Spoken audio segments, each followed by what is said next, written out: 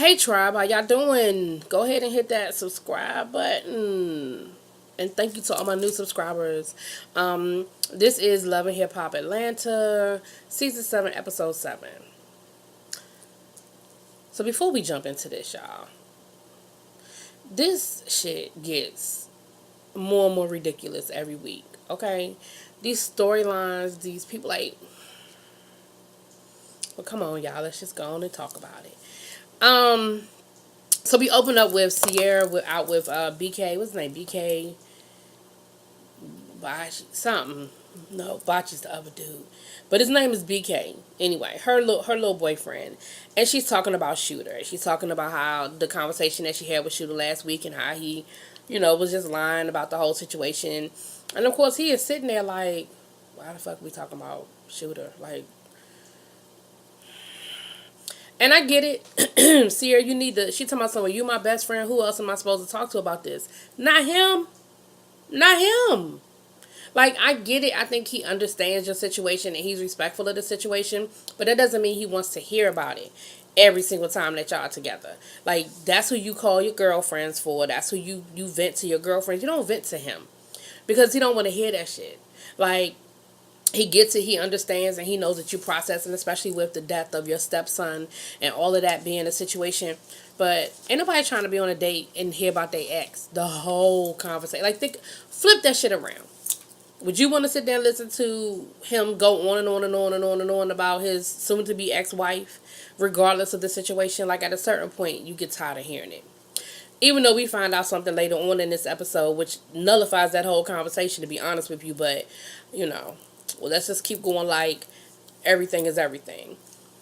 So then we see KK visiting Mama D. She had her surgery, so she's visiting Mama D. She brings Mama D a nice little nurse, calling him Nurse Bay.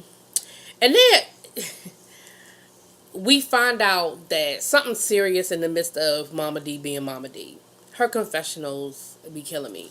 Because she talked like this in her confessionals. And I think that she have a hard time reading her prompter.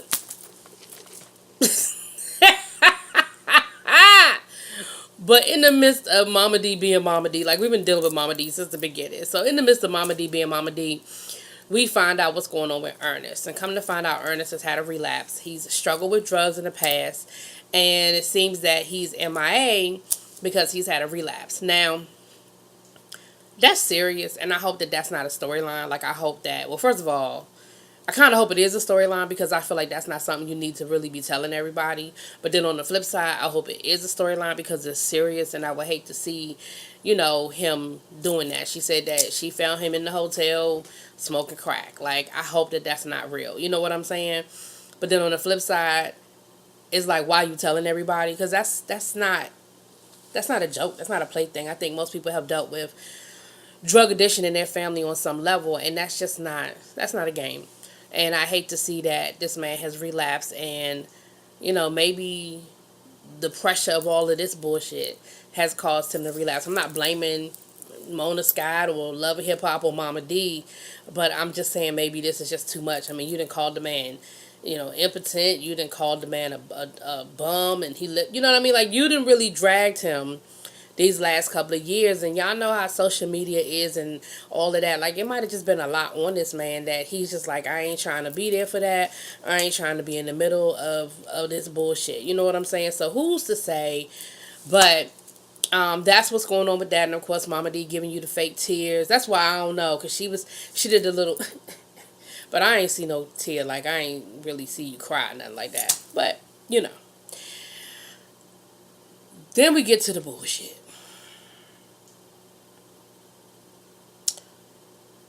Stevie J and Estelita.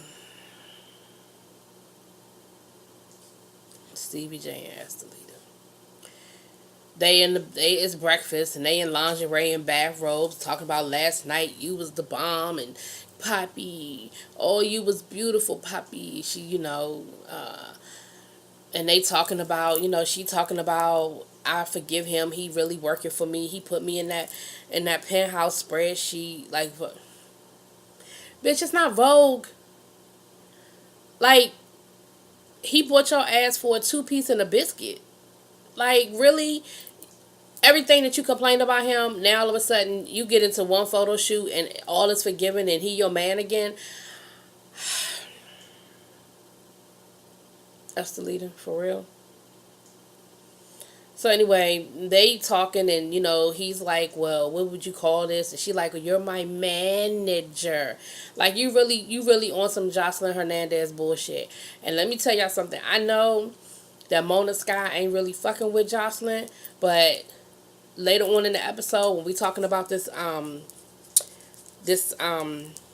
showcase and it end up being just Estelita, and Stevie's like, well, I know that Estelita can't carry this showcase by herself. She don't really have the power, like the star power or whatever. But I got some other people signed the Danger Zone that I'm gonna bring in. Like, in the back of my mind, I hear Jocelyn, cause who the fuck else is signed the Danger Zone? Estelita and who? That damn 50-year contract that he got on Jocelyn's ass. He's an indentured servant ass contracts that this motherfucker be getting these women to sign. But once again, I don't have no sympathy for Estelita. When Stevie dog her ass out, she ain't got nobody to blame but herself, because Stevie dick must be made of gold. That's all I got to say, because I cannot imagine any other reason why these women keep doing this bullshit. But whatever. So they all lovey-dovey again, and we'll get back to them in a minute. Then we see Carly, Tokyo. That's my girl. I love me some Tokyo, y'all. Y'all just don't know I love me some Tokyo. And Sierra, Tokyo says she been working in the studio and she ready to drop some stuff and she ready to have herself a little album release party. And so she hooks up with Bachi, who is Keely's boyfriend, and he's also a club promoter and owns a club. And so Tokyo's thing was like, look, I ain't really rocking with Keely, but I don't really know a whole lot of people in Atlanta, and I got, Tobias hooked me up with this dude, and I'ma just keep business, but I don't really fuck with his girl. And she said to him point blank, while they was negotiating the space and everything, she was like, so you gonna be able to keep your bitch on a leash? I said, oh shit. I was like, well, just cut right to the chase, why don't we? But I ain't mad at her. She was like, look, I need to know if you're going to be able to separate the business from the pleasure, because if not, I'm going to have to take my business somewhere else, because I don't really fuck with her like that and I don't want no problems. And she was like, she could come as long as she keep her shit 100. And so he was like, look, you never dealt with me before, but I'm letting you know now, I don't mix business with pleasure. Like, I respect where you coming from. I respect what you telling me, but this is business and I'm going to keep it professional. So she was like, all right, cool, as long as it's professional. So, of course, the girls get to talking because it's Tokyo, Carly, and Sierra. So they get to cackling.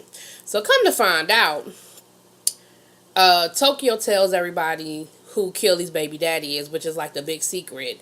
Because for some reason, Bachi don't know who Keely's baby daddy is. Now, I don't understand dating somebody and you don't know who the fuck they baby daddy is. Like, that's ridiculous. And they supposedly have been dating for a couple of years. Who does that? And then later on in the episode, he's talking about something where I ask, and if you don't want to tell me, I just move on, and I just figure it ain't, oh well, you don't want me to know. What? Don't even make sense. There's nowhere in the world that I'm going to date a guy for 5-6 years and don't know who the mother of his children are.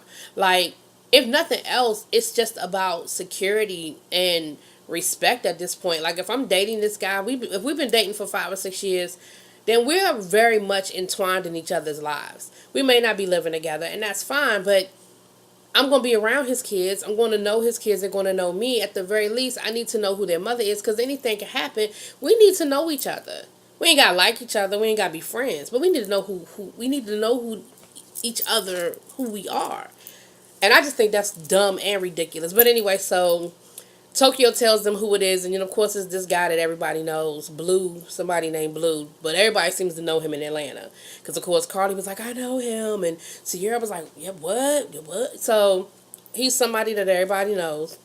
And then Sierra spills the tea that Bachi, the dude that's in the back room that owns the club that they're in at that moment, come to find out he got another girlfriend. And so she was like, I've been knowing about it, but I stayed out of it because I was like, I wasn't trying to be messy. She was like, but now, you want to hook my man up with other women and you want to be messy so I can be messy with you.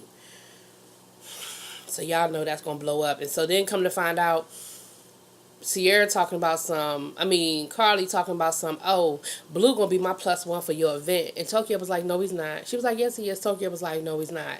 Because Tokyo was like, I don't want no shit. This is my event. I don't want no bullshit. And then Sierra was like, so Carly gonna say, you gonna invite, because the girl's name is Crystal, the other girlfriend. You gonna invite Crystal to the party? Sierra was like, I could. Here go Tokyo. She was like, let me tell y'all something. If she fuck up my event, somebody going up out of there in a stretcher. I think she said Kelly was going to be the one going up out of there in a stretcher. But she was like, don't fuck up my event. Which, of course, I know that's going to happen, right? But anyway, that don't happen this episode. So we're going to pretend like we don't know that. Then we see Just Brittany meet up with Tierra. Now, Tierra, if you don't remember Tierra is Scrap's baby mama that got the history with Tommy that we saw a few episodes back. And I was like, are they bringing her on the show just for that one scene? But now it seems like they bringing her on the show because her and Just Brittany know each other from the club circuit. Both of them used to be dancers. Okay. And so they friends and they know each other. So they have a kiki about Keely. She tells her about the Keely situation, and then she tells Brittany about the situation with Scrap getting out of jail, and now all of a sudden KK calling her and want to talk to her. She was like, I ain't heard from KK since Scrap went to jail. She ain't been a part of her grandson's life or nothing, but now all of a sudden here she comes. She was like, so, I got my eye on her because I don't really know if I trust her like that. Excuse me. So,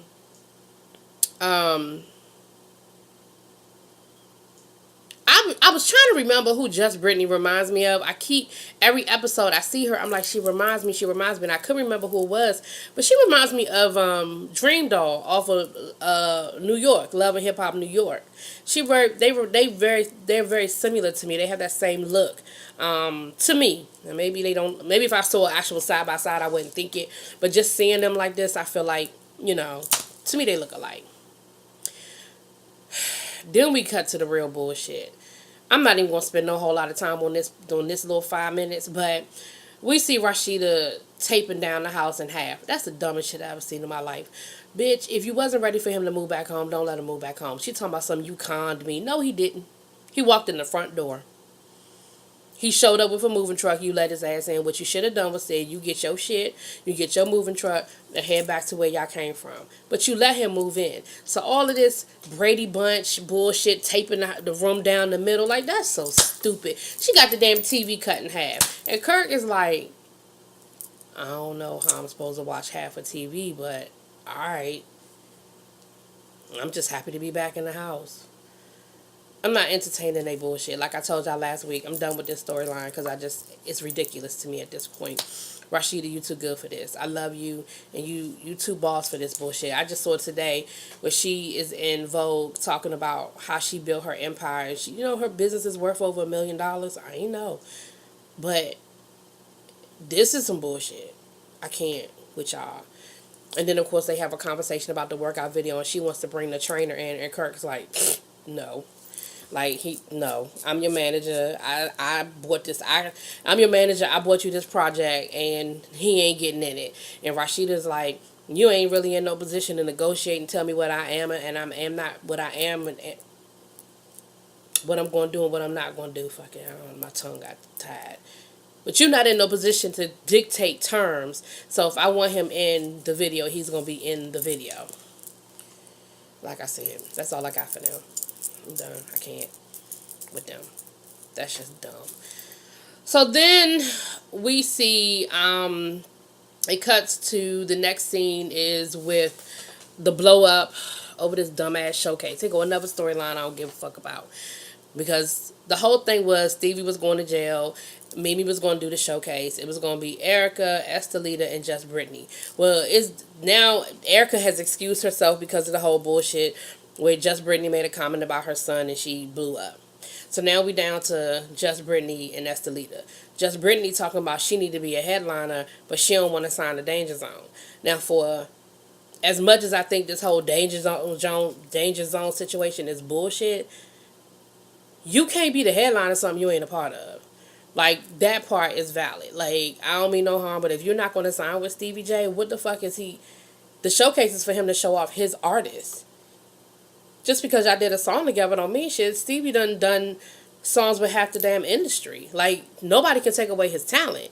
And he's done songs with everybody. So if he was going to do a showcase of people he just did songs for, you wouldn't even make that fucking marquee. Because we got to start with Mary J. Blige and Faith Evans and all these other people he's worked with over the years. Like, you wouldn't even make the cut, boo.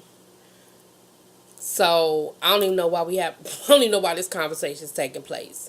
But Stevie and Estelita show up for the meeting all arm in arm and booed up. And Mimi is like, okay, they look like they done made up.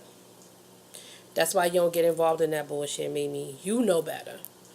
And you was all being Estelita's shoulder to cry on, and you was Stevie ain't shit.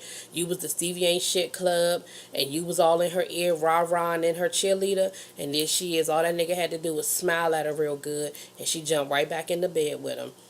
That's why you don't get involved with that bullshit. Everybody got them friends.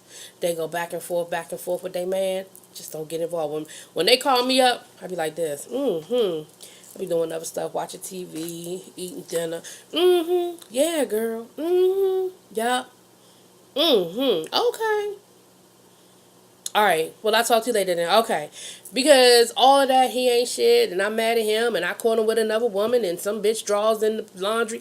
Like, all of that because you're not going to leave him. So why am I going to entertain you, waste my good advice on somebody who ain't going to take it?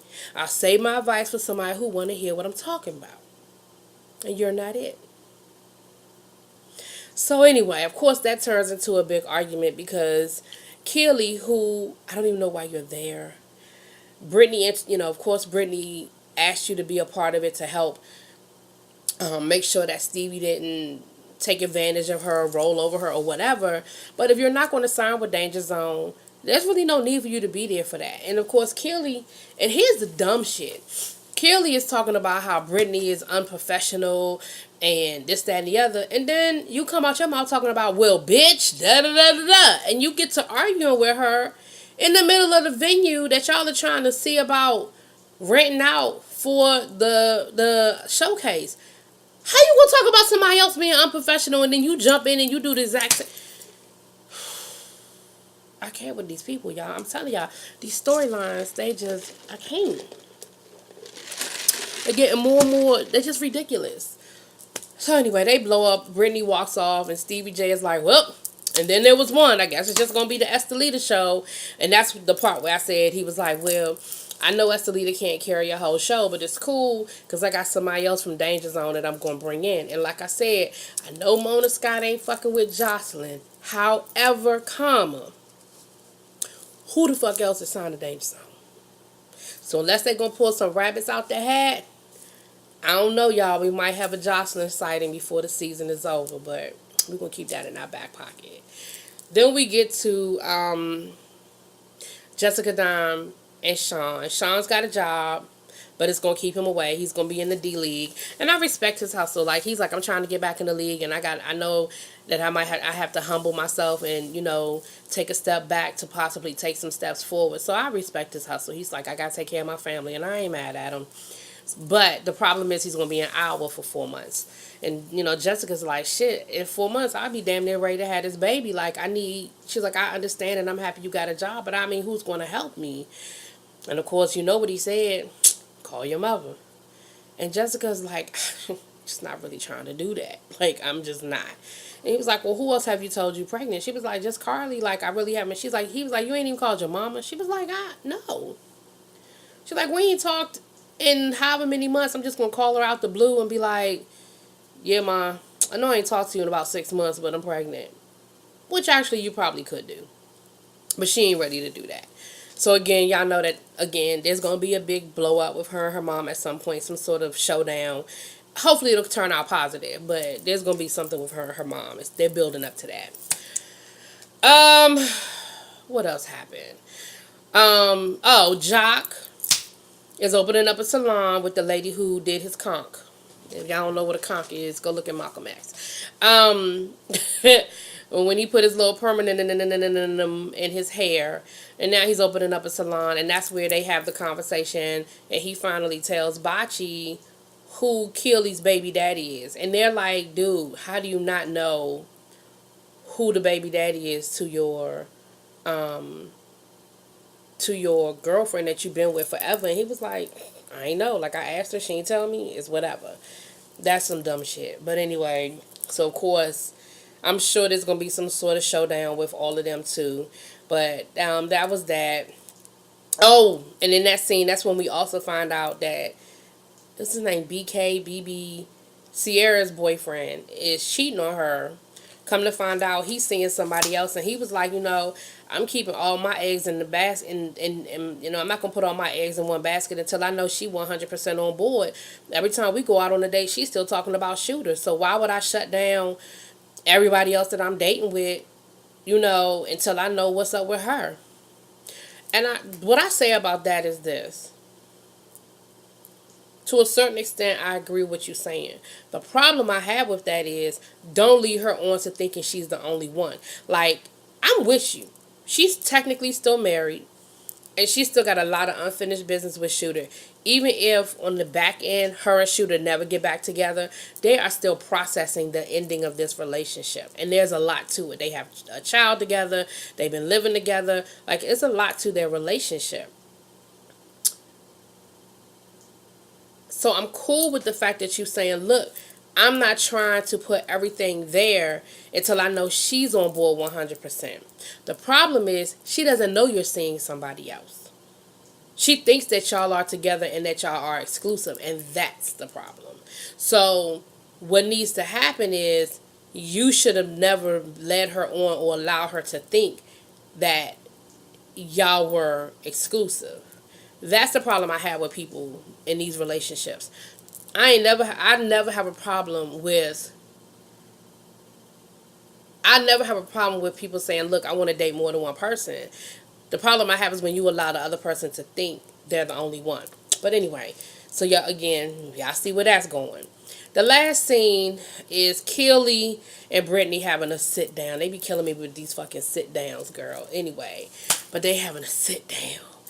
And in the sit down, Keely is like, Brittany was like, well, I asked her here because I just want to understand what happened. I invited you in to help me, and I feel like you double crossed me. Like, you were supposed to be helping me work things through with the whole Stevie J thing, and I feel like you left me hanging. I feel like you double crossed me, and you were on Stevie's side, and then I didn't have nobody on my side.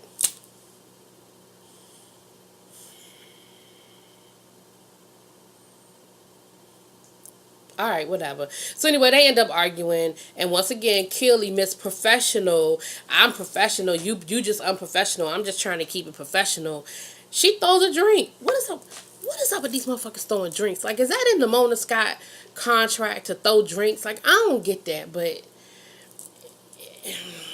anyway, so she throws a drink at her, and that's where the episode ends. So, we got the Keely Brittany thing, and then they showed us the super trailer for the second half of the season, and it looks like the second half of the season is going to be real messy. Of course, they show you the best parts, but it seems like it's a lot of stuff that's going to be coming down the pike. So we'll see where that leaves us off. But anyway, that was last night's episode. Y'all drop it in them comments. Y'all tell me what y'all think. Peace.